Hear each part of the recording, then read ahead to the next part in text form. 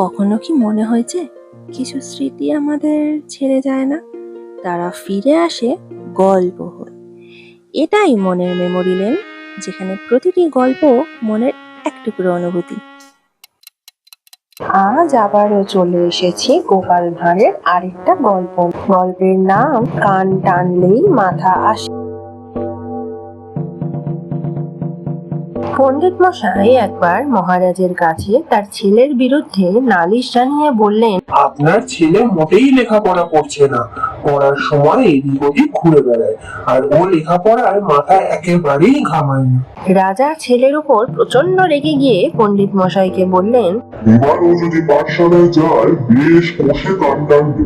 মহারাজের কথা শুনে গোপাল সঙ্গে সঙ্গে বলল, আপনি যথার্থই বললেন মহারাজ, কান টানলেই তো মাথা আসে। সকলে তো হেসে তখন লুটোপুটি। আজকের এই গল্পটা যদি তোমার মনের কোনো পুরনো দরজা খুলে দেয়, তাহলে মনের মেমোরি লেনে আবার দেখা হবে। আর গল্পটা যদি তোমার ভালো লেগে থাকে, তাহলে এই পথ চলার সঙ্গী হয়ে থেকো।